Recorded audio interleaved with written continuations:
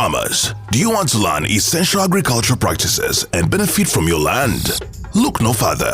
Tune in to Witness Radio for expert knowledge and guidance. Witness Radio. Witness Radio. Witness Radio. Witness Radio. Welcome to Witness Radio broadcast program.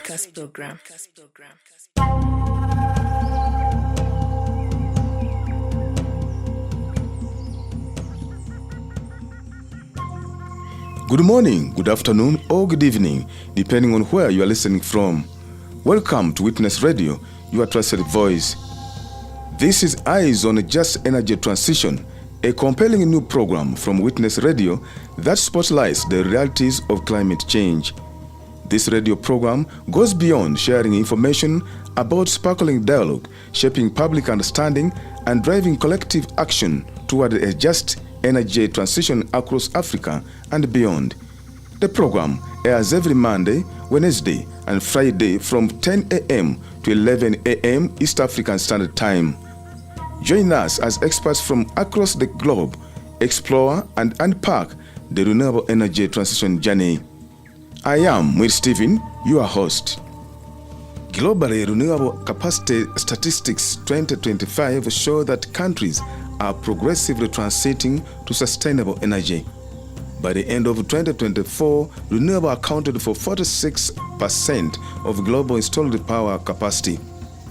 According to the International Renewable Energy Agency, following the trend reported in recent years, the year 2024 saw the largest increase in renewable energy capacity to date, with the addition of 585 gigabytes of renewable, expanding the stock of renewable power by 15.1%. Despite recorded renewable additions in 2024, current growth rates indicate the world is not on track to triple installed renewable power capacity to 11 terawatts by 2030. Around the world, countries are moving away from dirty fossil-based fuels like coal, oil, and gas to embrace cleaner, sustainable energy sources that protect our planet. For Uganda's case, the country had lost nearly half of its forest cover between the 1990s and 2023. This dramatic deforestation was largely driven by the widespread reliance on firewood and charcoal for daily cooking and heating needs, as well as the expansion of agriculture to meet the demands of a rapidly growing population. Commercial lodging and large development projects further accelerated the loss of forested areas. Uganda, too, is part of this global movement. Uganda, on the African continent, located in East Africa, is advancing its shift toward renewable energy through its energy transition plan to expand access to modern energy services and reduce dependence on biomass by 2030, in line with its national energy policies. But what exactly does this transition mean for us as a country and as citizens?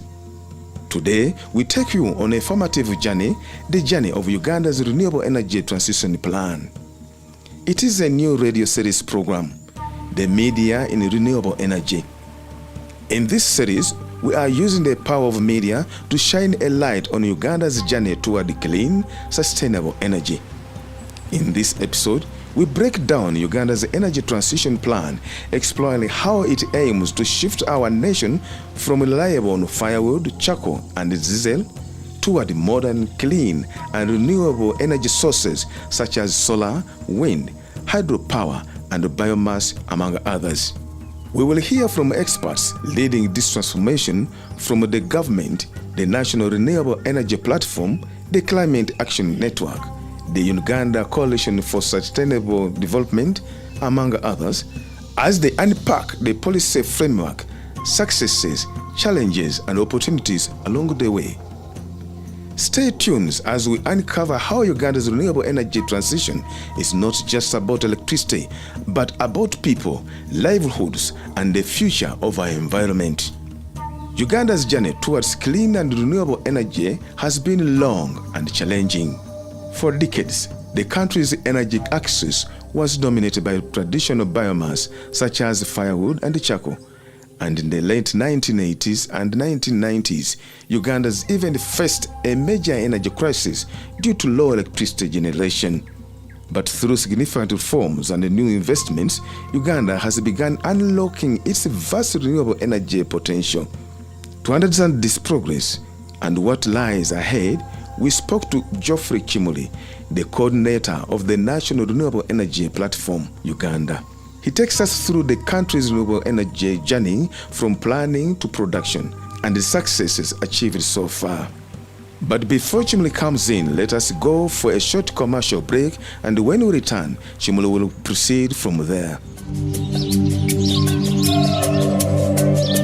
Breaking the silence and elevating community voices. Witness Radio, thank you so much. You have become our voices. Nobody would know what is taking place because for a long time we had not known what was going on in Chiriandongo, what had taken place in Mubende, because the grabbers operate at night when people are asleep. But you have done a lot. Witness Radio. Witness Radio. Witness Radio. Witness Radio. Do you have any information in regards to land grabbing, or you're aware of any person who has been evicted and their property destroyed because of land disputes?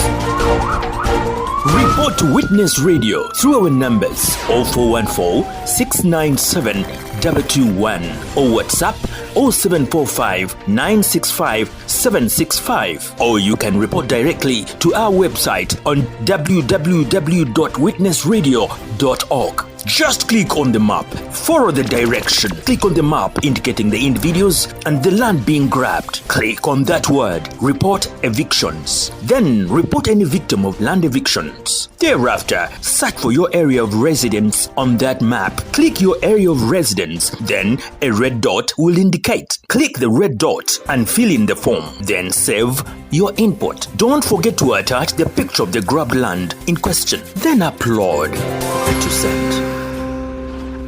You're listening to Witness Radio Broadcast Program.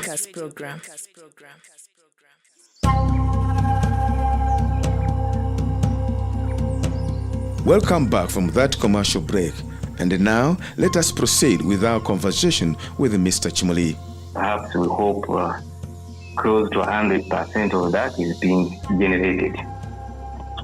Now, over that, we have hydropower.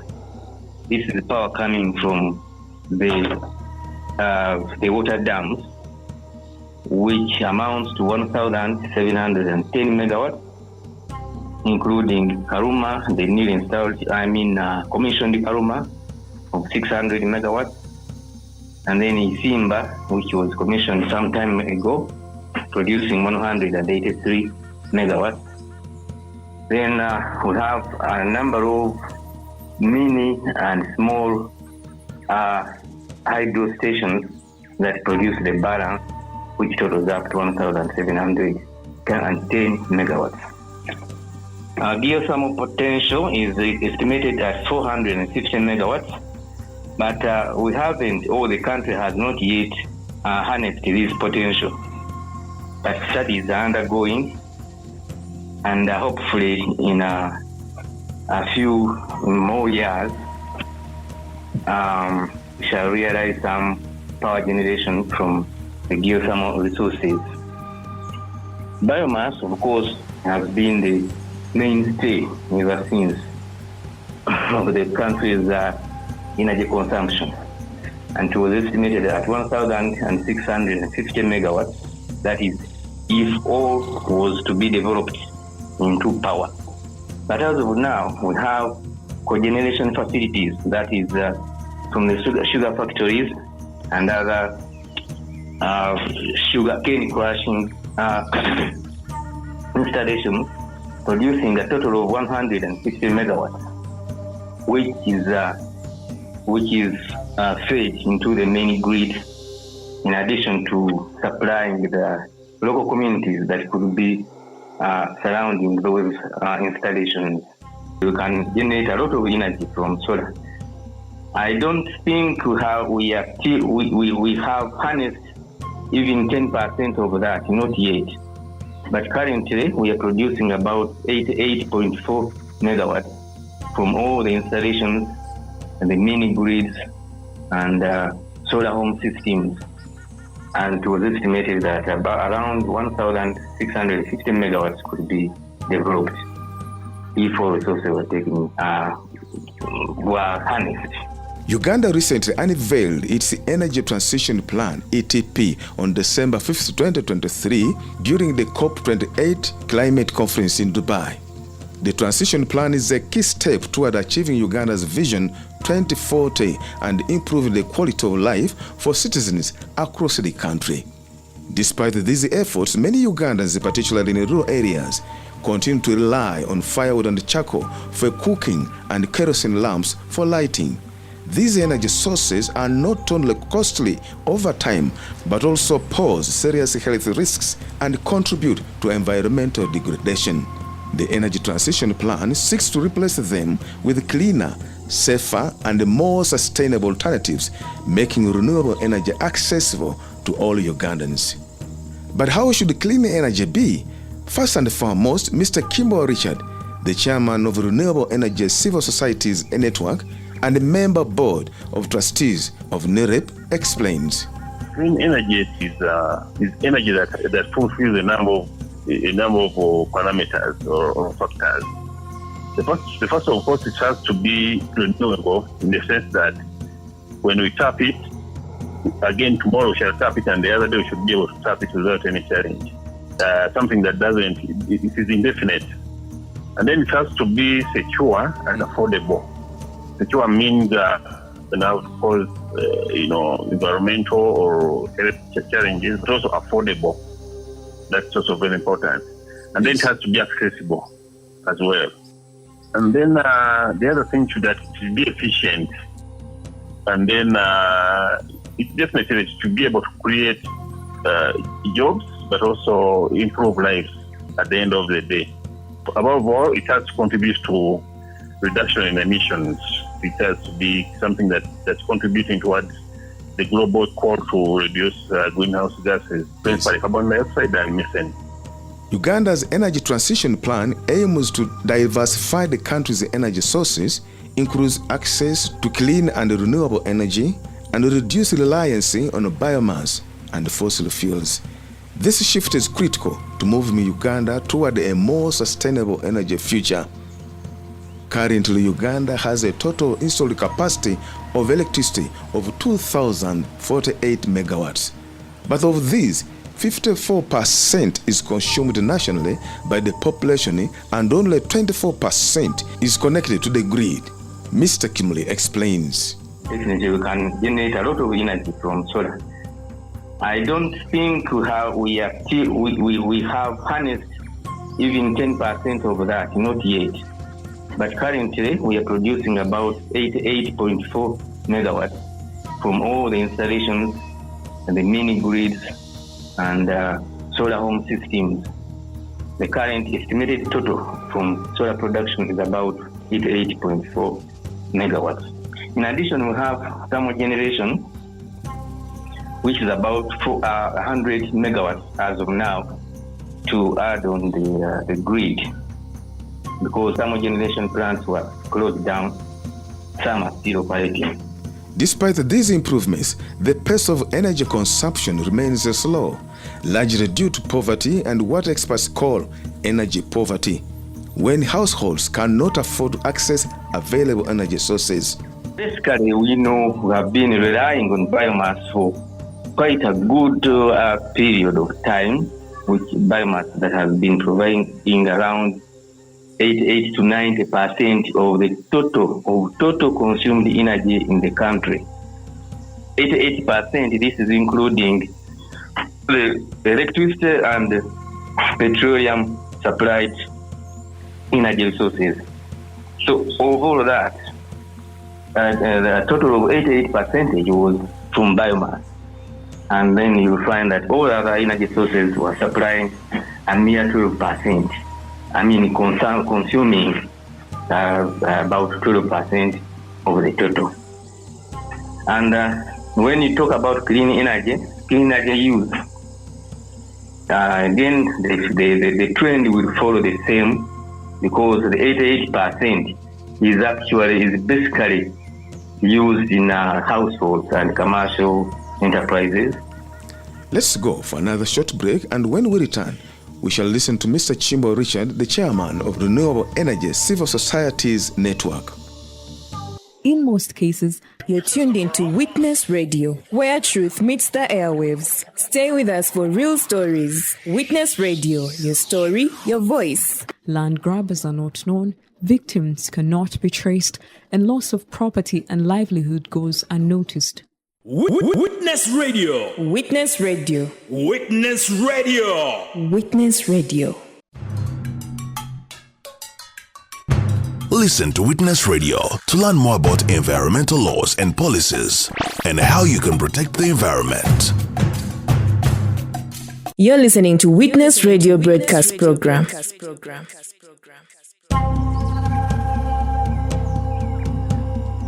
Welcome back from that commercial break. Uganda's energy transition plan is more than just a policy. It is rather a roadmap to transform the way Ugandans access and use energy, particularly for those who still rely on firewood, charcoal, and kerosene for their daily needs. But what does this mean for ordinary citizens, and how will it change their lives? Mr. Chimbo explained that the plan is ambitious. It seeks to drastically reduce reliance on biomass, which currently accounts for over 90% of Uganda's energy consumption, and boost renewable energy sources from just 2% today to nearly 75% by 2050. The energy transition plan talks of the transition as it sounds, the move. We move from bioenergy to reduction in bioenergy, or call it biofuels or whatever. Currently we are over 90, but we want to reduce it to almost a quarter, or actually less than a quarter by 2060. Then other renewables also want to now to hike them from very low as 2% to about 75% by 2050. Chimbo notes that access to clean cooking remains a major challenge. Many households cannot afford even simple improved stoves for firewood or charcoal. But the plan aims to change that, making clean energy cooking more accessible and affordable. Indoor air pollution from traditional cooking is a serious threat to health. Each year, thousands of Ugandans, including infants, die due to exposure to smoke from firewood and charcoal. By transitioning to clean energy, the plan seeks to prevent these deaths and improve overall public health. We lose so many people out of pollution, indoor pollution. Some figures put it that we up to something like 8.2% of the infants that die because of that. But some figures also put like 50,000 people die annually because of that. So that's a challenge. So in switching or transiting, we see an opportunity for better health lives, and therefore we can reduce these deaths or loss of lives or disease, people having diseases. Uganda, like many countries, is facing the real impacts of climate change. Rising temperatures, unpredictable rainfall, prolonged droughts, and extreme weather events. These changes affect ordinary citizens directly. Farmers struggle with the unreliable rains, crop fail, and water sources dry up. In urban areas, pollution from traditional energy sources like charcoal and firewood worsens air quality, increasing respiratory illnesses. The Energy Transition Plan is also Uganda's response to global climate calls, including the Paris Agreement. The country has set an ambitious target, zero emissions by 2065. Transition to renewable energy not only reduces emissions, but also enables productive use of energy in sectors like agriculture, manufacturing, and small and medium enterprises, creating jobs, incomes, and helping communities move out of poverty. For us as Uganda, we are looking at having our net zero emissions by 2065, which is quite also ambitious, but I think it's affordable. We can do it. The Energy Transition Plan then helps us to contribute to this low emissions trend. Uganda forests have long been a vital part of the country's environment, providing timber, fuel, biodiversity, and essential ecosystem services such as clean water and carbon storage. However, between the 1990s and 2023, the nation lost nearly half of its forest cover. This dramatic deforestation was largely driven by widespread reliance on firewood and charcoal for daily cooking and heating needs, as well as the expansion of agriculture to meet the demands of a rapidly growing population. Commercial logging and large development projects further accelerated the loss of forested areas. The consequences of this forest loss are far-reaching. Soil erosion has increased, water retention in the environment has declined, biodiversity has suffered, and carbon emissions have risen, contributing to climate change. Rural communities feel the impact directly as dwindling forests reduce access to fuel, water, and medical plants, making households more vulnerable to environmental shocks and energy scarcity. Mr. Chimbawa says by reducing dependence on firewood and charcoal, the plan aims not only to provide cleaner, safer energy for households and business, but also to protect and restore forests, safeguarding these natural resources for future generations. He notes that progress is being made, but it is slow due to limited resources, a growing population, and persistent demand for wood fuel. Still, the plan provides a roadmap for balancing human energy needs with environmental conservation and sustainable development. There are now figures that indicate that we are on the trend to restore it, but it's a hard way. It's slow. It takes for many reasons, including of course resources, but also the population is growing very fast, as you can imagine. Now we are 45 or something, and all those 45 people have to eat. Eating, they rely heavily on firewood and charcoal. Big challenge. So in transiting from biomass to other renewables, then we stand a chance to safeguard our forest cover. By the current state, we are moving very slow. Unless really the investment goes up, huge investment actually is required, not only in here, but even other countries in Sub-Saharan Africa. The investment that is needed to transit is huge. And therefore, the dependence is on whether we shall have the resources in terms of finance, in terms of human, but also technological advance, the technological transfer that can enable us to target particular users of this firewood, not only households, but also institutions, so that they switch.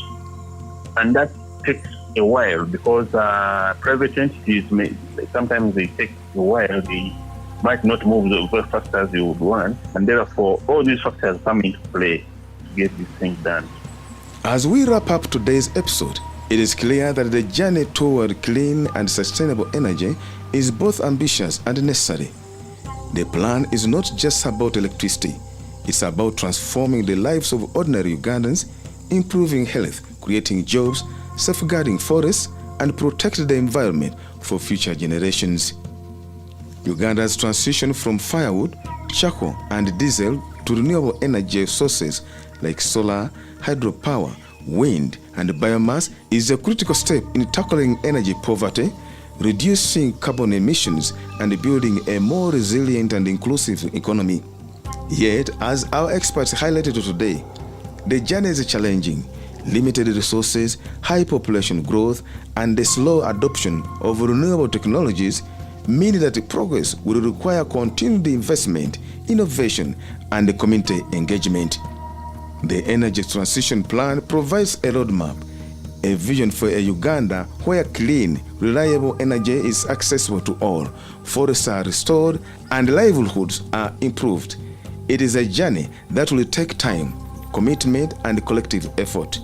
But the potential rewards are enormous: healthier families, thriving communities, and a greener, more sustainable future. In our next episode on Witness Radio, we take a closer look at how Uganda is actively promoting renewable energy, from national policies and legal framework to community progress that are transforming lives. We will talk in depth about Transition Plan, the National Energy Policy 2023, and the other initiatives that are making solar, biogas, and clean cooking solutions accessible to households and institutions. Hear from experts about how these policies are shaping Uganda's low-carbon future, driving industrial growth, and protecting the environment. Witness Radio. Witness Radio. Witness Radio. Witness Radio. Do development projects or land evictions affect your community? Share these experiences with us on Witness Radio. Thank you for keeping it locked on Witness Radio. Stay tuned, stay informed, and stay inspired to be part of Uganda's energy revolution.